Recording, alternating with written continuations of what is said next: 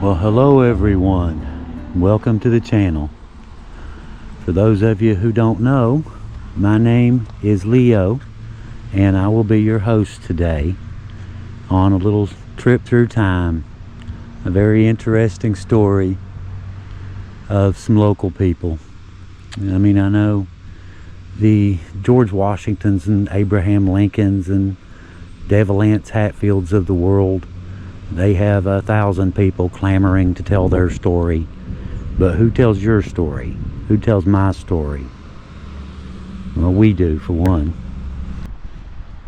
I'm sure you guys have seen 1,000 of these before, but we are here today for the story behind this gate and the people who paid the ultimate price for this gate to be here. Now, I'll try to do my best in between trains here to get the story told, but it is kind of a busy train track. Now, they say that time heals all wounds, or so they say. I, for one, am not quite sure about that, if I believe it or not, but I do know that it can wipe away memories of good and bad things that once happened. We just simply lose touch with things that we weren't there for and didn't witness ourselves. I was actually born in this very town, not far from here. This is Williamson, West Virginia, in West Williamson, Slater Street to be specific. I was born not very far from here, as a matter of fact, and I have crossed this very crossing more times than I can count. But if you could go back in time, you would witness something horrific that happened in this spot. Not once, but at least twice, possibly more. Margaret Mitchell Moore was born on May 31st in 1929 in Chatteroy,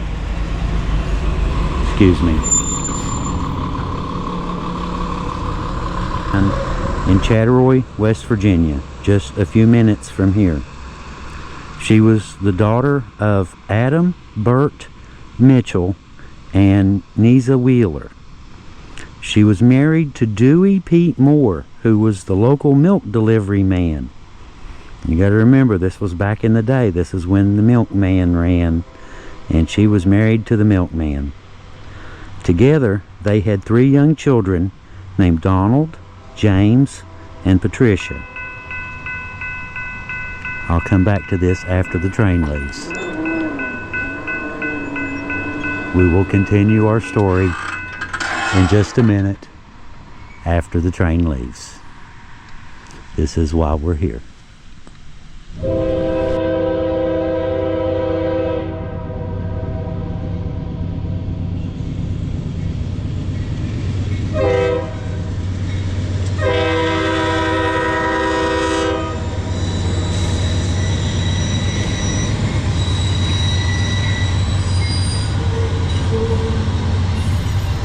Well, the train just stopped, so I guess that'll work, I suppose, as long as you can hear.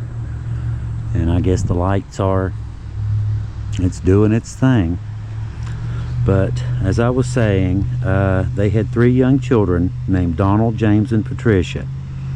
On the warm evening of August 2nd in 1958, Essie, who was 29 now and went by her middle name, Margaret, decided to take the kids to go see a movie. Her husband, Pete, was playing pool at a local billiard room anyway, and it was a fun way to spend a summer evening with the children. After the movie, she stopped by and saw her husband and asked what he wanted for dinner. They talked a little while, and Pete said he would be ready to go home in about 40 minutes and said she could pick him up then. Pete didn't think much of it, so he said his goodbyes and went along his normal business, assuming he would see them all a little later. With Patricia in the front seat and James and Donald in the back. She drove through Williamson and took a left here at the Slater Street intersection. She proceeded to drive her 1954 sedan into the path of a Norfolk and Western eastbound number 78 freight train. Bystanders who saw this unfolding screamed at her, warning her, but she appeared to ignore them. Presumably, she was occupied with the children, or maybe had the music turned up, who knows. The first officers on the scene said the car was pushed 1,400 feet down the track, crushing it like a pop can. Margaret and Donald were thrown from the car and found 100 feet from the initial impact. Both were taken to the Williamson Memorial Hospital, where Patricia was declared deceased and Donald died 3 minutes later. The other two children were found still in the mangled car. Patricia had the car door wrapped around her, and James couldn't be removed until they lifted the engine out of the way.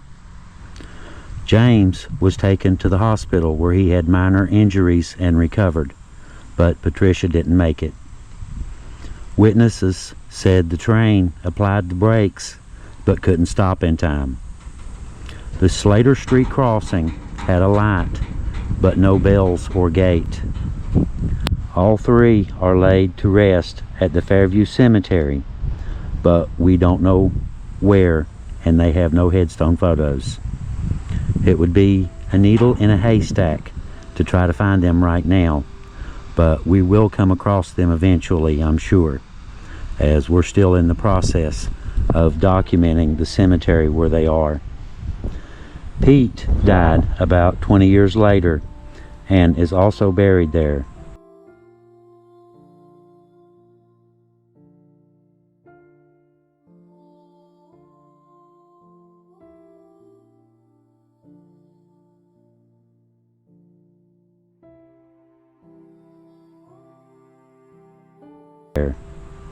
Sadly, about 10 years later, history was repeated in this spot when Ruby Dameron, the 51-year-old owner of the local flower shop in town, was struck and killed around 11 a.m. in 1967. It's said that this is when they finally got this crossing gate. Ruby is also at the Fairview Cemetery, and I think I know where she is. It literally has thousands of people, and Heather calls it the land of the lost, because sadly it really is. You see, the cemetery, I've mentioned it before, and we're trying to document it the best we can. The records were lost in the 77 flood. The church got flooded, the town got flooded, the city, that all of the records were lost, so that ones with headstones are about the only ones we know for sure. But I'm going to go to a couple spots, and I want to try and to do justice to their story. So I'm going to go visit a couple other spots as well, and I'm going to go up and see if I can find Ruby's final resting place as well. But it's like the bus story crash that we did in eastern Kentucky. Sometimes tragic events will lead to something. There's no way to get something good from events like that. There's nothing good that comes from a bus crash or a train hitting a family. There's nothing good that comes from that. The only thing you can do is try to learn, try to take something away to prevent it from happening again in the future. That's about all you can do. The bus crash led to new regulations on school buses, seat belts, emergency escapes, all sorts of other things. The deaths that took place here resulted in this crossing gate.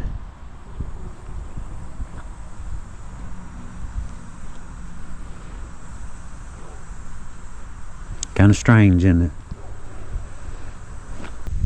Don't try to race it. It's not worth it. Now we're going to go visit a couple other spots. Like I said, I have a couple other places that I wanted to show you in relation to this story as well. Now this right here is the old Williamson Memorial Hospital. And this is where the victims were brought, was to this old hospital here. And I've got quite a history myself with this old hospital. I was actually born in this very building, and we've done several stories here where the person of interest, the person in the story, meets their end in this very hospital. And there's some people in there right now. They're filming a TV show called Patient 27. So we'll kind of move around to the side a little bit, kind of get out of their way. Like I said, they're filming a TV show there. But like I said, I've brought y'all up here before for other people, for other stories that had their end right here in this old building. And like I said, I was born here, so I know a little bit about it. I know a little bit of the history, you could say. But this is the actual spot, like I said, where the victims were brought.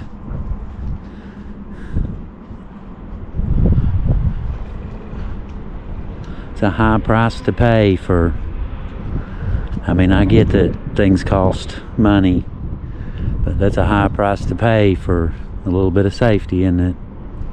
A lot of the things we take for granted today were inspired by tragic events from yesteryear, just like that crossing sign, that crossing gate.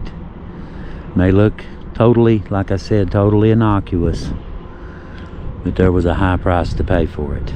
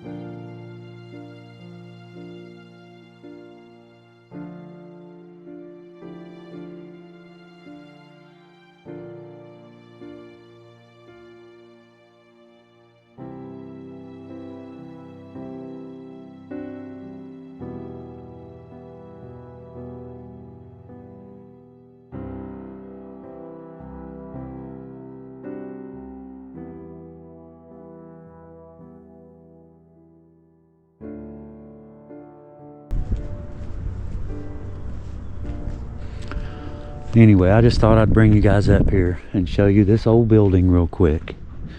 For those of you who haven't seen it, it's a pretty historic building, and for years this was the only hospital in the area. I can remember Mom bringing me up here when I was a little kid. I remember going around this little walkway, little sidewalk right here. You went in right there, go around that little walkway and around. The ER was on the other side. That glass room that I just showed you, I guess we saw it. There's a glass room on the other side, was the entrance to the ER. And I was born, if I'm not mistaken, right about there somewhere. Very interesting, isn't it? Life and death. A building that's contained so much of both.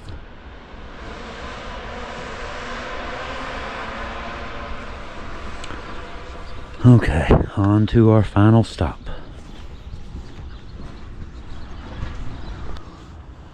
So now, finally, we've come to the place where all of our stories inevitably end. Whether you're good or bad makes no difference. Death is the one thing that treats everyone equally. We all gotta go.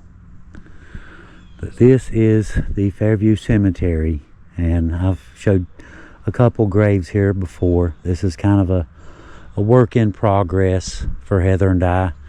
Like I said, the records were lost, and so the only ones that are known are the ones that have a marker with their name on it.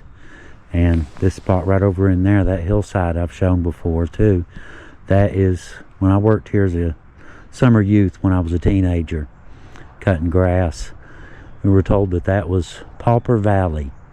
That was all the people that died in the city for decades and had no family to claim the bodies, had no loved ones, no one to, I mean, think about that, no one to claim you.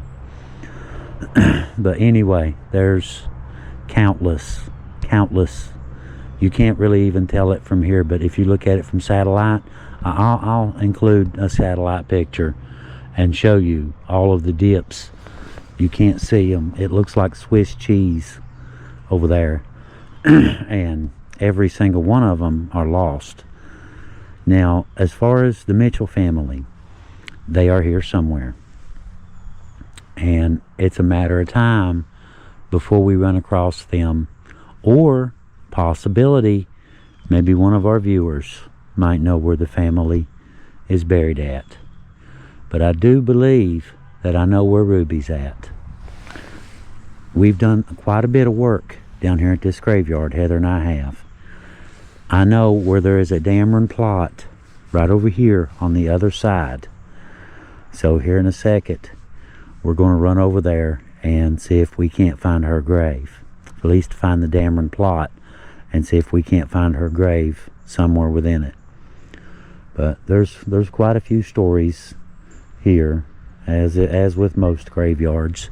But there's some Hatfield relatives there, from Hatfield McCoy feud relatives down this way. And Tony, I've mentioned Tony before.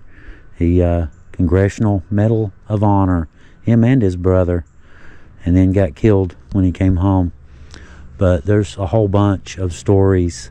There was one right up here on the hill about a lost grave under garbage, and we did that one. It was snowy and really cold that day. Today's kind of messy, rainy, but not too cold. It's 50s.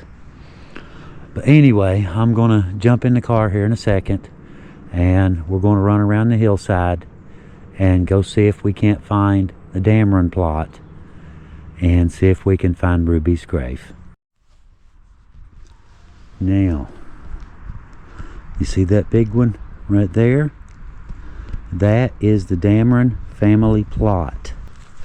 This is the plot where Ruby is listed as being with the rest of the Dameron family. Obviously she's not.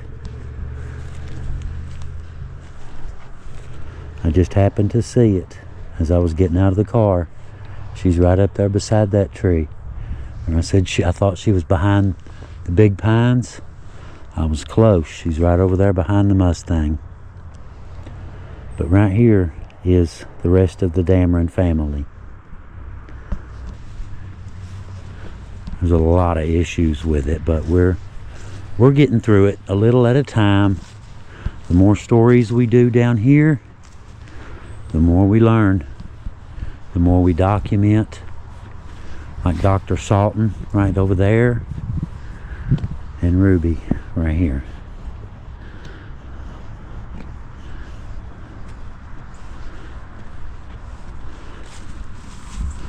What are the odds to come up looking for Ruby Dameron, and headed for the Dameron plot, and just happened to get out of my car and glance down.